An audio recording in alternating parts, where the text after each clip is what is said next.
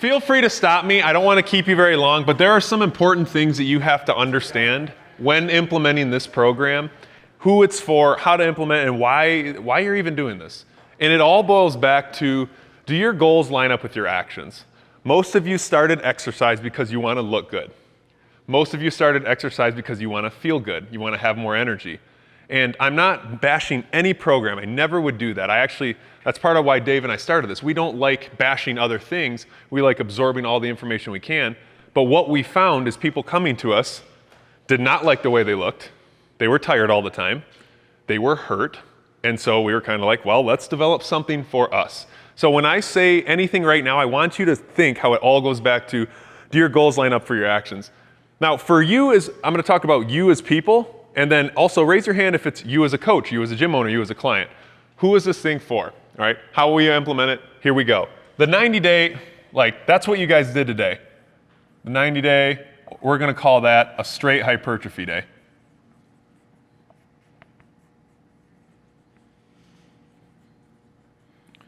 I have a gym of 200 people, so if I go into accents, or was it mimicking? Hey man, I really wanna get bigger, but I don't know, I don't want to stop working out. I'd love to go to the gym, all this stuff, but I will do this is always a big one, I'll do anything to put on size. Anyone in here, is that you? Okay, do you know someone that might be one of your clients? All of them. Yeah, all of them. Seriously, this is a real thing. This is the best thing for them to at least do, a standalone hypertrophy program. That's kind of what you guys did today. Now, did you have fun? Yes. Did you sweat? Yes. Did you get a lot of work done? Yes. But there was no actual real conditioning work.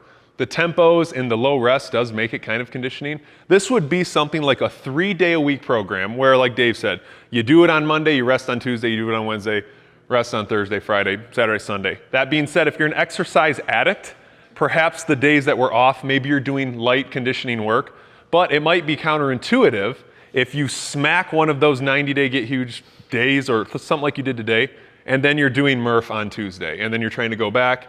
So you might actually have an adverse effect. We really tell people all the time, and we answer DMs and emails, they're like, hey, I'll do anything to get more lean body mass. Okay, you need to eat more, and you need to do this. You need to take straight hypertrophy days. Implementing that inside of an affiliate, yeah, it presents its challenges. It can be done. I don't want you to forget, when you're an affiliate owner like me, you're a fucking affiliate owner. Do whatever you want. I mean, realistically, you need to do the things that are going to help your clients. If randomly you never touch a barbell and it's your gym and you're getting people what they want, their goals are being met by your actions as a coach, sweet, do it. So if you want to implement this program yourself, go ahead and do it. All right, there's no you're not gonna get in trouble or anything. Does that make sense? Cool, next one. This is what you guys are about to do. So that was 1, there's gonna be 3. 2 is we got the finishers. Oh.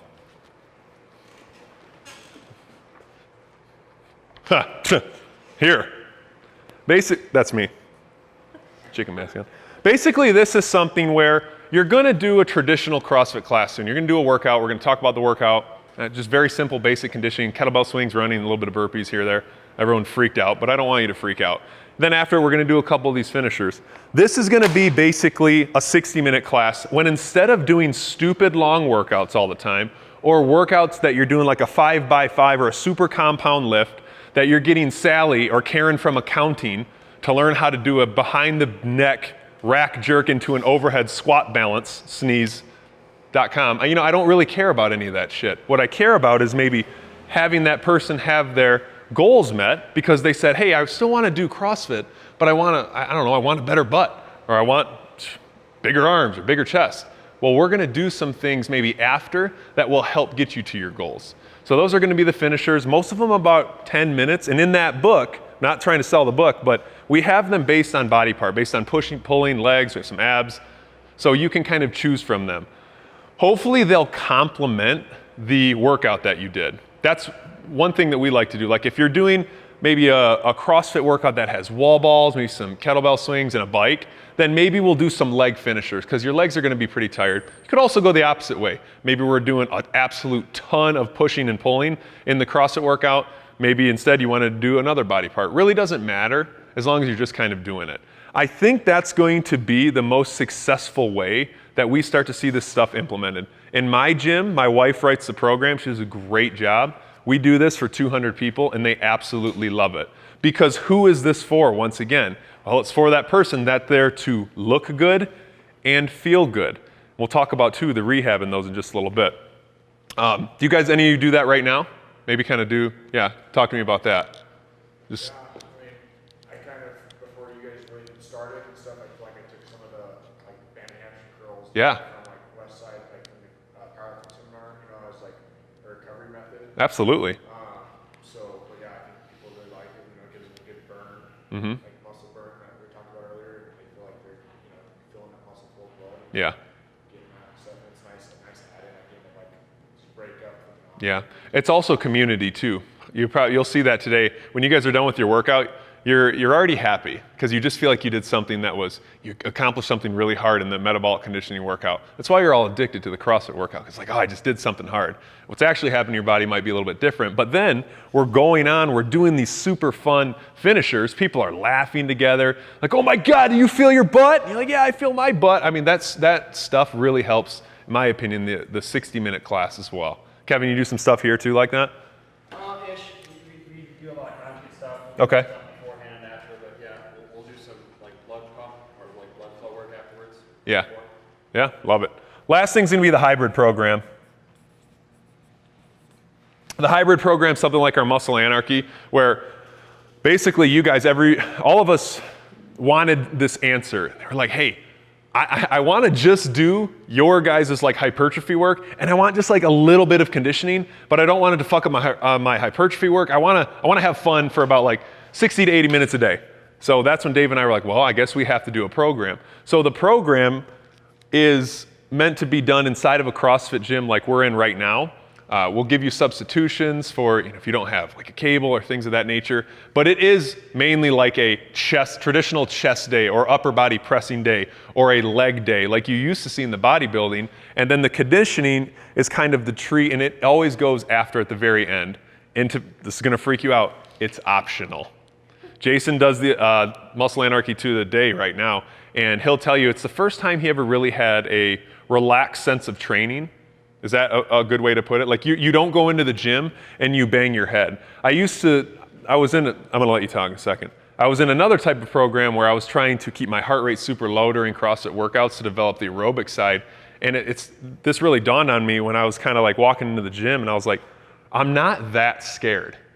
And then I was like, wait, how come every single day I walk into the gym, it's like getting a filling?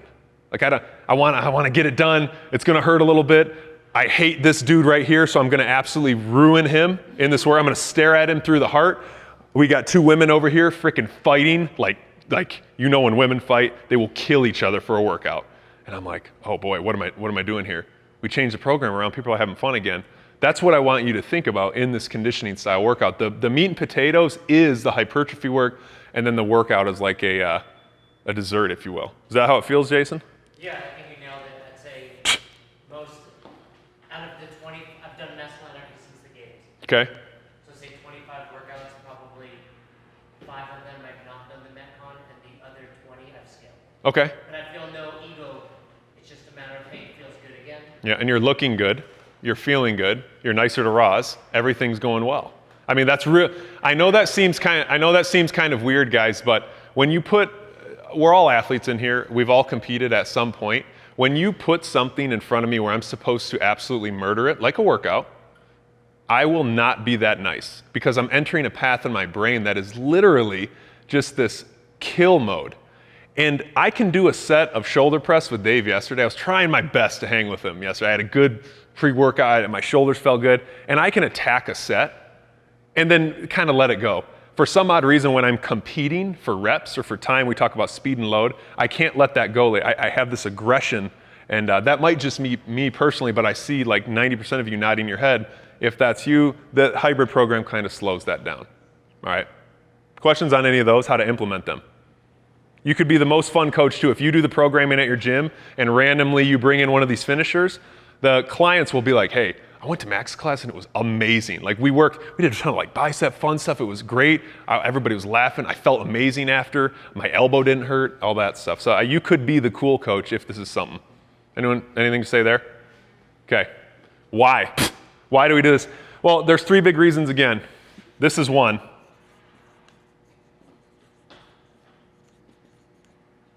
Let's call it weakness 4.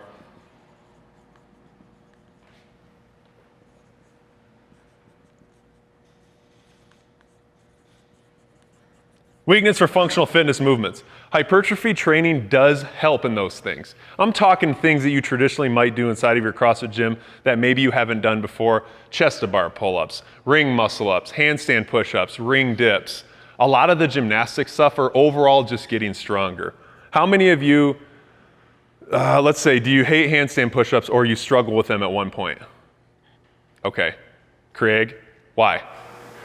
Well, I was fat at the time, so going upside down, that always sucks. Okay. I don't believe you were fat. I don't know. You'd have to show me photo, honestly, but okay. Well, yeah, so it was hard. I don't know. Maybe Yeah, it was hard, so my weight to muscle ratio was Yes. not Okay. I want you just to think about a couple things. Think about the hardware, software. Once again, the hardware being the actual like muscle tissue. You may have the software being a CrossFit athlete, which is very unique, and that's why we hold ourselves so high. We learn skills and we implement them, and it allows our bodies to do things that sometimes they shouldn't, hardware-wise, be ready to do. You've all probably been victim to that where you had a tweaky shoulder because you were doing 75 pull-ups in a workout, and your ass probably should have dropped off the bar. Or even, heaven forbid, once again, 200 members in the gym, I see somebody fall off of the pull-up bar. And I actually get mad at them. I tell them, if you die, I'm going to haunt you. I'm going to come back because you should have come off of that pull-up bar. You don't have the strength, you don't have the hardware enough to even be holding onto the bar, yet your software is so dialed in that you're able to use hips, use technique to get you up there. Most people who now have been in CrossFit for a few years need hardware work. So they can do a kipping handstand push-up. I can teach that till the cows go home. Pushing your back against the wall, going legs first, then into the arms, how to lower down properly. But if they're always failing right here, what do you think might help? Slow pitch, right? Doing some tricep work. Doing some, those Arnolds you guys did today. You worked this part of the range of motion, you pause, you work this part of the range of motion, so we're getting everything in there. It does help, and that's how I get a lot of buy-in from people. I'm like, hey, look, those chest-to-bar pull-ups, you really can't get that last little inch of the pull, can you? All right, we're going to work that in an eccentric portion. We're actually going to hold isometric holds. We're going to go here, here, here. And they're like, oh my God, I'm on fire. Well, we're working again. We're working that muscle system, and it helps. Does that make sense for a lot of you guys? Any of you that type of athlete? What do you mean? That I can get through technique, but I don't have hardware. Yeah. You've just been bashing yourself all day. You'd be like, Camille told me I was small, that's why I'm here. Yeah, but dude, you get where I'm coming from, right? I competed in CrossFit and I was way too big. Way too big. It wasn't even funny. And then the only way I got through that was having the kind of, I guess, bodybuilding background and then learning the technique. So I luckily stayed in with my size. And then, top 20 open, fuck that. There's no way. That's not fair. That was out. Second one, rehab. Not better though. Rehab. Technically, if you go back to when the first, oh God, I'm trying to think of the first like machine companies. I know Nautilus was one of them. I don't know, let's just say Nautilus. They were created for rehab purposes. And then people got a hold of them and they're like, wait a minute, I can use this rehab device to grow my muscle. And then they became machines inside of a Globo gym, et cetera, et cetera. The hypertrophy work is rehabilitative in its nature for sure. For sure. If you have a really, really fucked up elbow, it hurts really bad, some to the point where you maybe have done rope climbs, you developed a tendinopathy on the back of your elbow. Anybody know I'm talking about where you've had that before? You probably have those all the time now. Honestly, like. A little less. Well. I do a lot of this stuff. Yeah, and also you're working your upper body so much. But let's go back to that. My elbow hurts so bad. Actually doing some bicep curls, some banded bicep curls, that's going to alleviate that pain a little bit. Any good PT will tell you that. So this stuff is rehabilitative. You know what's probably not the best? Now, I'm no doctor, but if you have an absolutely terrible squat, you have maybe a disc issue, you're 57, it's probably not the best thing to put you through, a 2-rep max back squat, or maybe a 20 RM deadlift. I mean, at the end of the day, I can do more hypertrophy work with you. You're going to feel better and look better. That's low-hanging fruit, baby. So those are the things that really, really help with the rehab. I have my average member is about 32, but we have the 50-plus-year-olds. They think they're cool. They wear stance socks. They wear hats. They want to be young. They all look great, and they thank me so much. And Jen, when we put this stuff in, because they're like, my shoulders just feel so much better. And it's super fun once again. So it's definitely rehabilitative. And then the last reason, we've said this, but I'm just gonna write personal. Yep. Personal. There is nothing better than to stand up and have confidence. It really isn't. Kevin, don't fucking do that. I knew you were gonna do, I knew, he looks down. So if you stand up and have confidence, you walk into a room. Now, a lot of people think that our program's basically for guys. Well, turn around, there's some ladies here. That's you as well. Being in our culture is all about representing the brand of being confident, being a good person. And when you look good, when you look in the mirror and you're like, hell yeah, and you go out to your day, you're probably gonna have a better day. Now, this is guys and girls too. Be completely honest, because we're all vain at some point, at some level. Who's ever woke up, looked in the mirror and said, ugh, you suck, and then they went out for their day? Honestly, you're probably lying if your hand's not up. Now, or you have really good mental skills, because you shouldn't do that. But when you're working some of these things and you kind of look in the mirror, you feel good about it, and especially after you got a good pump on or you go home and you're like, yeah, I feel good about myself. So personal fulfillment, that's not a bad thing. That's not a bad thing. This is why, this is how. Do you guys have any questions on any of that as a coach, as an affiliate owner, or as an athlete? Anything real quick? Have you guys ever used any of the finishers as obviously use them afterwards for some blood flow, recovery for the next day? Have you ever used any of them on shortened or lesser scales for activation or warm-up? Oh yeah, absolutely. That's mainly the prehab. I think that's really cool. Kevin's question is have we ever done finishers? You're gonna do them after the Metcon right now, but have we ever done them in the beginning? I haven't inside of the gym, but I think it would be cool. I think it would be cool to do a little prehab work, blast your glutes and hamstrings, and then go do your Metcon. It's almost like pre-fatiguing in the bodybuilding world. I know my coach is free reign to do whatever they want for long, and I've come in and I've seen them do stuff like that, and I do stuff like that. Oh yeah.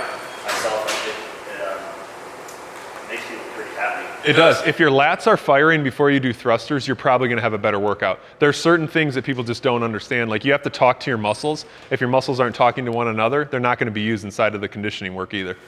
Yeah, we use that a lot in there. We'll call it pre-fatigue sets, and the best example I can give you is I know Jay's done this a little bit sometimes, is we'll have a pre-fatigue set on a leg day, on a squatting day, where you'll do 30 hamstring curls and then RDLs in 3 different positions. Heels touching, you straight forward, and then out to the side. It blasts your ass, it blasts your hamstrings, and you are a little bit fatigued for the squat, but you've already gotten and activated deep in your hamstring. For some people who are complaining, my lower back or my knee, that's a great way just to get it fired up. Same with the shoulder, we did our shoulder day, and we started with pre-fatigue of 20 high pulls and 20 presses for 3 sets. And it's getting hard, and then we got heavy. But the benefit is that you're pushing blood into the muscle, you're heating up the joint, you're getting a lot of synovial fluid in there, which just makes you feel nice and lubricated, and you're already starting to activate motor units. And again, who gives a shit if you didn't press the most weight you could possibly press that day? Because the goal is to get the muscle to failure. So whether you got a PR or not is not the goal. The goal is to get a specific adaptation by getting your muscle into the training state. Yeah. I guess the other question outside of that statement would be do you guys ever have a conversation with your athletes the difference between training and competing? Yeah, from the affiliate owner standpoint, I actually don't. I put titles on my workouts that say this is a compete day, or I call this is a flow day. Flow, if you've ever done martial arts, you kind of flow, and you can't punch. If you're a samurai sword fighter, they fought like this because there's normally one fight in a samurai's life, and they either win or die. So I mean, that's a compete day. That's just the way I do it, but I mean, not every day should be a competition. How many compete days do you have? Right now, close to the open 2, but normally 1 throughout the year. One week. Yeah. But that's just me. I'm not saying I'm perfect. Just half, huh? One a week or once a year? I do 1 a week. Outside of close to the open, I do 2, or Jen writes them. So what you're gonna get an example of now is I'm gonna literally take a hat off and turn into like a coach. So I want you to evaluate this class if you had fun or not, because right now you're a little tired. I get it's the end of the day. We're gonna have some fun. All I want you to do, put your chairs over there, and then you don't need a partner for this, I don't believe. Okay, so you should be by yourself. You'll need a partner for the finishers, but we'll get there when we get there.